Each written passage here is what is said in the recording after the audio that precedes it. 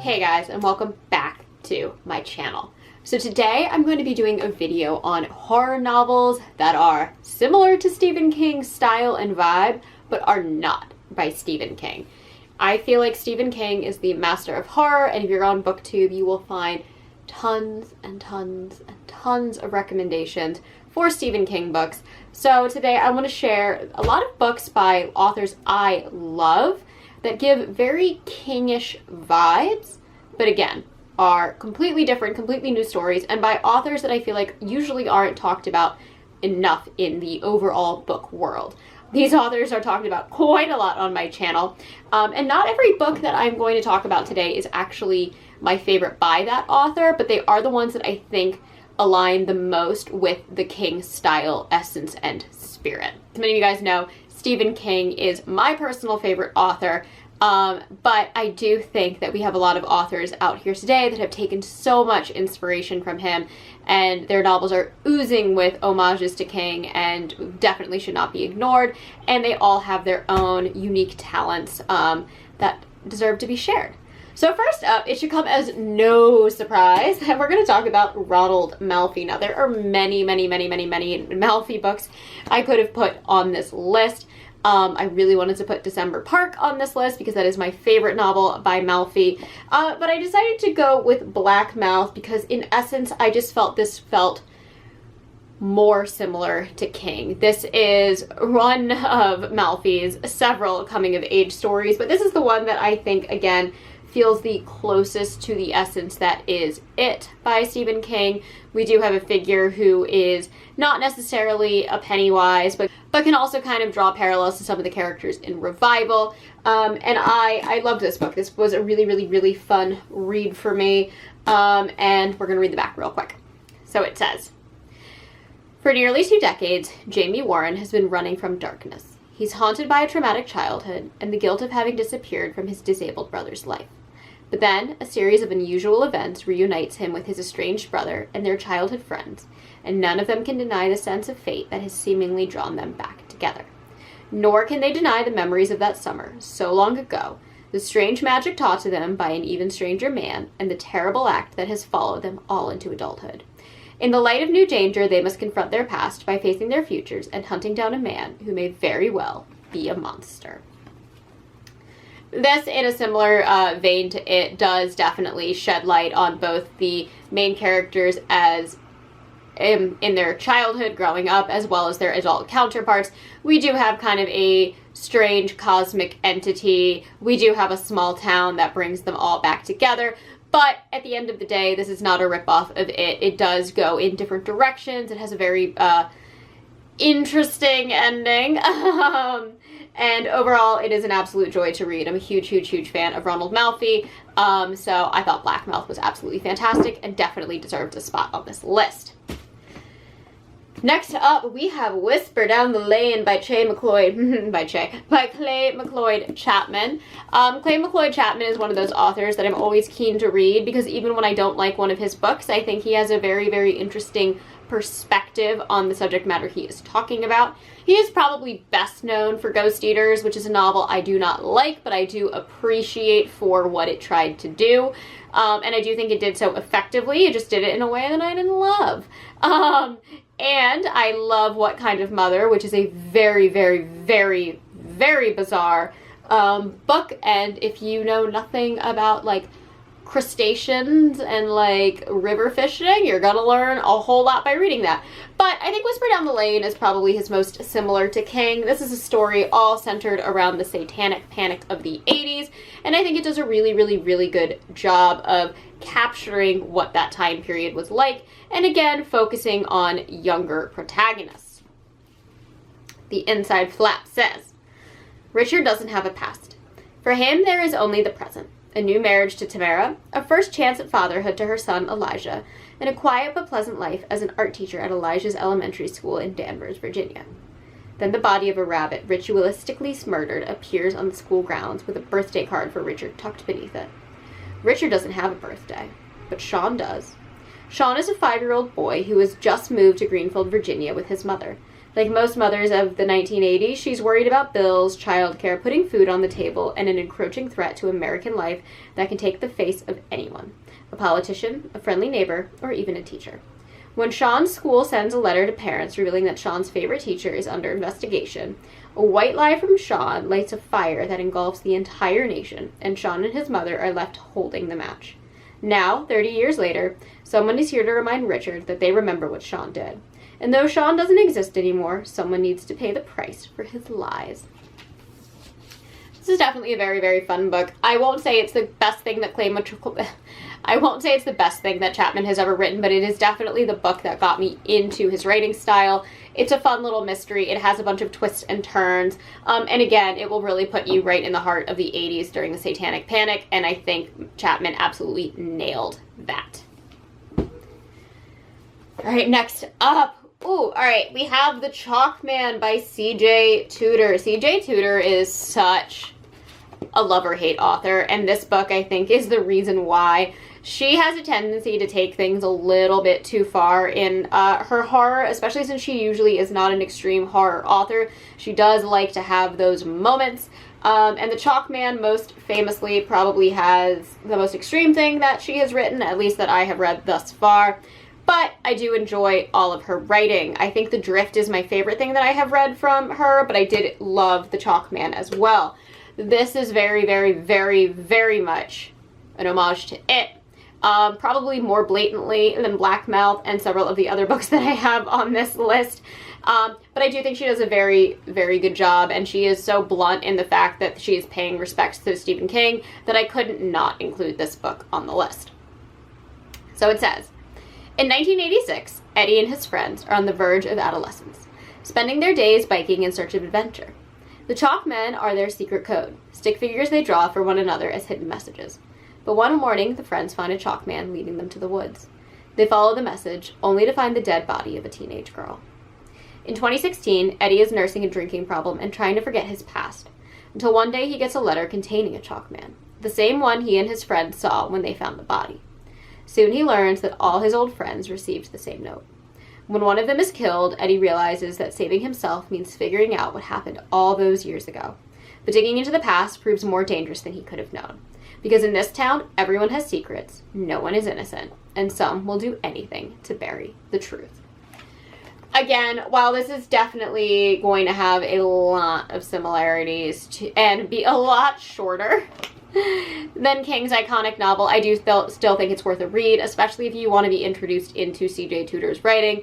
Definitely check the trigger warnings on this one. They are there, they are grotesque, and they come out of nowhere. So just be warned for that one. But I did have a fun time with that book. It is the book that introduced me to C.J. Tudor, and I've continued to read her work since. Okay, next up, I've spoken about this book so much on this channel, and I won't stop. But this is Salo Bend by Alan Baxter. This is the first book I read from Alan Baxter. He's an Australia-based author, and I think this book is absolutely fantastic. It is creepy, it is unsettling, it is small-town horror, it is supernatural horror. There's a whole cast of carnival characters in this that I just think are absolutely fantastic. And this was an absolute blast to read. I'm going to read the inside flap. Oh, and as always, I always have to show the beautiful Twisted Retreat versions of the book. They are stunning. But the premise is, something old and deadly has awoken. Two teenagers go missing from the small rural town of Salo Bend. The residents come together to search for them. Little do they suspect that finding the wayward girls will be the start of their problems. An old evil is rising, and only one man seems to realize that everyone is in danger, and this is not the first time it's happened. With the carnival in town, people want to have a good time, but for many, this will be the worst time of their lives. I love this book too because our main protagonists are two very unlikely heroes, and I think the way that Alan Baxter handles those characters is absolutely fantastic, and kind of finding heroicism in the unlikeliest of places just goes such a long way as a theme throughout almost all of the characters in this story, and this was an absolute joy to read. It was one of my top books of, I believe, 2023. I think it was 2, if not, yeah, I think this was like the second best thing I read in all of 2023. right after Brother by Anya Alborn, and I just can't stop recommending this book. And if you like King, I feel like you're really going to like the entity and the supernatural elements of that, along with our main characters and where they come from, and just kind of the character development to push the narrative forward. I think it's very King-like. This wouldn't be it's not Stephen King book, but it feels like it if I didn't have Joe Hill on here. As many of you know, my favorite Joe Hill book is Heart-Shaped Box. It's one of my favorite books ever, but I didn't want to put that on this list because I've spoken about it so much on my channel. So today we're going to talk about Horns, which I actually think is the most emotionally draining of Joe Hill's novels, and I say that lovingly because this book is beautiful, it's weird, it's dark, it takes a lot of twists and turns, but I absolutely adore this novel. It will break your heart more so than Heart-Shaped Box, and it definitely deserves a place on this list. Joe Hill is just such a phenomenal author, and he's really taking after his father, and I greatly appreciate the work that he has done, so I definitely wanted to put him on this list. So the back of this book is: the New York Times bestselling author of Heart-Shaped Box returns with a relentless supernatural thriller that runs like hell on wheels. Marion Williams is dead, slaughtered under inexplicable circumstances, leaving her beloved boyfriend, Ignatius Parrish, as the only suspect. On the first anniversary of Marion's murder, Ig spends the night drunk and doing awful things. When he wakes the next morning, he has a thunderous hangover and horns growing from his temples. Ig possesses a terrible new power to go with this terrible new look, a macabre gift he intends to use to find the monster who killed his lover. Being good and praying for the best got him nowhere. Now it's time for revenge. It's time the devil had his due. Now, if you've only ever seen trailers for the Daniel Radcliffe movie, I promise you it's not as campy and cheesy as the trailers make it look. I do think that the book is better than the film, and I do think that both of them really do capture just this very dark, heartfelt story. And even though the premise seems kind of wacky and weird, it is a truly amazing read and not to be skipped in Joe Hill's bibliography. All right, next up we have Gothic by Philip Fracassi. Now, Philip Fracassi, he is another hit or miss author for me. I was not a fan of Boys in the Valley. I adored A Child Alone with Strangers. I thought that book was fantastic. And Gothic is a very middle-of-the-road story for me. I don't love the ending. I don't agree with the turns that it takes. The ride to get there, though, is very interesting. And I think the first half of this novel is extremely strong, and you will breeze through it. This book has a very negative tone overall, and it is very bleak, but not all King reads are happy, and I think that Fracassi's novel really does touch on that aspect that we do see in King quite often. I'm reading the back. On his 59th birthday, Tyson Parks, a famous but struggling horror writer, see, we have writers as main characters outside of Stephen King, receives an antique desk from his girlfriend in the hopes it will rekindle his creative juices. Perhaps inspire him to write another best-selling novel and prove his best years aren't behind him. A continent away, a mysterious woman investigates the whereabouts of an artifact her family has hunted for centuries. With the help of a New York City detective, she finally finds what she's been looking for. It's in the home of Tyson Parks. Meanwhile, as Tyson uses the desk, he begins acting strange, violent. His writing more disturbing than anything he's done before. But publishers are paying top dollar, convinced his new work will be a hit. And Tyson will do whatever it takes to protect his newfound success. Even if it means the destructions of the one he loves. Even if it means his own sanity.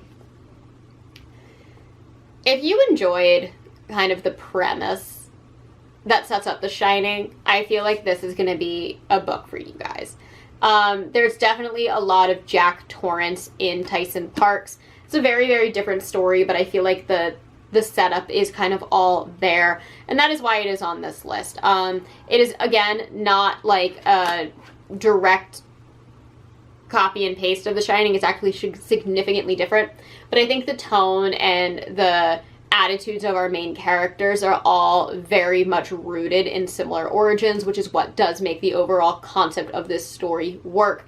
Though, again, don't love the ending, but also Stephen King is kind of known for, you know, not always having the best endings. So, therefore, it does fit. All right, next up, I had to put an Anya Alborn book on this. We're going to go with Dark Across the Bay. And just because I feel like this is the one that feels the most king-ish. Brother, as I've said many, many, many times on this channel, is my favorite work from Anya Allborn. I also adore Within These Walls and The Devil Crept In. I'm a huge fan of her work, but I do think Dark Across the Bay really nails this kind of rooted in reality, misery-esque style of terror that can be evoked from the reader and from our main characters. I'm going to read the back of the book. The house sits stoic and slightly askew off the coast of Ravenshead. Its off-kilter windows are both charming and disorienting. Its walls of overstuffed bookshelves both comforting and claustrophobic. When Leo and Lark Parrish arrive at their vacation home with their parents, their mother's idea of a quintessential Maine getaway seems like both a blessing and a curse. Lark, a novice novelist, can't wait to find inspiration at the end of a fog-entombed pier. She'll forgive her mother for forcing her into this non-negotiable holiday, but only if she can find her muse among the lapping, rocky shore. And while being trapped in a house with no means of escape is the last thing Leo would consider a good time, especially with parents on the precipice of divorce, he can't help but wonder if maybe the change of scenery will help him shake off the chains of sadness brought on by the death of his closest friend. But what starts off as a relatively benign family trip quickly turns menacing. Leo finds himself face to face with what feels like his best friend reaching out from beyond the grave, and only hours after they arrive, Lark begins to receive sinister texts. And then they both see it, someone lurking in the shadows of their rental home. Someone who has been expecting them, despite the Parrishes being 1,000 miles from home. Now, I do want to clarify when I say that this is misery-esque, I do not mean that this is about people being held prisoner in a house by a psycho-crazy fan. Are these people kind of held prisoner in a house by their circumstances? Yes. Is a lot of this novel rooted in reality and the terrors of real people? Yes. And I think that is what gives me a lot of kingish vibes from this. Anya Allborn doesn't necessarily write a lot of non-supernatural stories, but when she does, she really hits home with them. And I think Dark Across the Bay is just absolutely fantastic. It is also set in Maine, and you know what? We don't get more Stephen King than making Maine the scariest state in the United States. So there we go. I love that novel. It's really, really fun. It is very, very bleak, so definitely be prepared for that. Anya Allborn does not often write happy endings. Okay, next up, we have The House of Last Resort by Christopher Golden. Now, I will say All Hallows is my favorite thing that Golden has written, but I do see a lot of King-isms in his writing style, and I did really love how this is kind of a modern retelling of an iconic horror story. We see that a lot with King. Salem's Lot is obviously a retelling of Dracula. You have Revival being a modern retelling of Frankenstein. And this is Christopher Golden's kind of idea of The Exorcist, I guess. This is a really, really interesting one. It's got a weird, unique premise, and the setting of this novel is absolutely gorgeous, and you just see it in your brain, and it's a beautiful coastal Italian town, and he somehow makes something beautiful terrifying. So I'm going to read the inside for you. It says, across Italy, there are many half-empty towns, nearly abandoned by those who migrated to the coast or to cities. The beautiful, crumbling hilltop town of Bacchina is among them, but its mayor has taken drastic measures to rebuild, selling abandoned homes to anyone in the world for €1, as long as the buyer promises to live there for at least 5 years. It's a no-brainer for an American couple, Tommy and Kate Puglisi. Both work remotely, and Bacchina is the home of Tommy's grandparents, his closest living relatives. It feels like a romantic adventure, an opportunity the young couple would be crazy not to seize. But from the moment they move in, they both feel a shadow has fallen on them. Tommy's grandmother is furious, even a little frightened, when she realizes which house they've bought. There are rooms in an annex at the back of the house that they didn't know were there. The place makes strange noises at night, locked doors are suddenly open, and when they go to a family gathering, there's certain people are whispering about them, and about their house, which one neighbor refers to as a house of last resort. Soon they learn that the home was owned for generations by the church. The real secret, and the true dread, is unlocked when they finally learn what the priests were doing in this house for all those long years, and how many people died in the strange chapel inside. While down in the catacombs beneath Bacchina, something stirs. This novel is interesting too because it is kind of a strange retelling of a haunted house story. I think it is done very, very uniquely, and I greatly appreciated it, but it also does a lot of like the kind of cliche religious parallels to the kind of like doubting Thomas, hence, you know, the name Tommy. But I did find this book to be very, very fun. It is not, in my opinion, Golden's best, but it is definitely one to read, especially if you want a solid, fun beach read, which is one of those things that I feel like a lot of King stories tend to also be great for. So I really enjoyed The House of Last Resort, and I think you will too. All right, I have 2 more for y'all. Next up, we have Malignant Summer by Tim Meyer. I absolutely freaking adore this book. This is another kind of it-adjacent storyline. We're gonna have kids. We're gonna have some kind of weird cosmic entity. I will say the cosmic horror is a bit more prevalent, dominant, and there from beginning to end with this story, and I think Tim Meyer does a great job of convincing me, who does not like cosmic horror, to be fully on board. This is a large book, as you can see. It's like 550 pages. I read it in 5 days. I didn't want to put this book down. This book absolutely captivated me. I'm gonna read back the book. All right, so it says, it's 1998 in Hooperstown, New Jersey, and people are getting sick. Some citizens blame the local chemical plant. A select few believe something far more terrifying is responsible. A dreadful force that causes nightmarish visions and apparent illnesses. Bad things are blooming in Hooperstown, and the stench of death is growing stronger. Standing on the edge of summer break after the longest last day of 8th grade ever, Doug Sims and his 2 best friends join a group of older kids for an all-night scavenger hunt. It's supposed to be a celebration, an evening of fun and freedom. But what happens that night will change their summer in the darkest ways imaginable. And not just their summer, but their entire lives. Malignant Summer is a coming-of-age epic where innocence is lost and the path through adolescence is painful, where dreamscapes merge with reality, where love seems possible, and the best season feels like it can last forever. Several of the things I love about this book is we do have a nostalgia grab because it is set in 1998, but the story maintains just the children's narrative, which I think is a really smart decision to do. I think a lot of times narratives can struggle when you go forwards and backwards between childhood and adult, between childhood and an adult's perspective. And so I think keeping, again, you still get that nostalgia with the 90s small town setting, but only telling it from the children's perspective, I think greatly benefits the story. Another thing that I absolutely adore about this novel is we take the cliche bully, the Henry Bowers archetype, I say this every single time I talk about this book, and we make them the most interesting character of the story. Dare I say, one of the absolute main characters and the character that you want to read about the most. And I think that's definitely, again, a unique thing to do in this style of coming-of-age story that is not often done. And I can say that it's not really done in the Chalkman, it's not really done in Blackmouth, but I think it is absolutely nailed in this book, and it is the #1 reason to read it. The characters are so rich, and the story is so intriguing, and it just gets everything that I want from the It kind of coming-of-age story in a completely new light, and I think it's absolutely fantastic for that. And then last but not least, we're going to talk about Josh Malerman. Now this is Goblin. This is a novel in 6 novellas. I am becoming a huge Malerman fan. I read this novel, really enjoyed it. I read Daphne. I loved it. I read Incidents Around the House. Fantastic. All of these novels, better than his most famous Bird Box. Hopefully Incidents Around the House is coming for Bird Box because it blew it out of the water. But I wanted to include this because Stephen King is also so well known for creating his kind of King universe, as well as for his short story collections. I love the fact that these are all connected novellas within one world, and if you continue to read Malerman's work, you will see that Goblin kind of maintains its own mystique as a kind of character town throughout his work. So I think this is a great jumping off point for Josh Malerman, and again, you get 6 different stories, technically 7 because the prologue and epilogue are kind of bookends and kind of one story as well. And I think that this was just absolutely fantastic. And I love the tagline, "Every small town has its ways," because I think that just perfectly encapsulates the idea of small town horror, so I wanted to make sure that this was on this list. So it says, Goblin seems like any other ordinary small town, but with master storyteller Josh Malerman as your tour guide, you'll discover the secrets that hide behind its closed doors.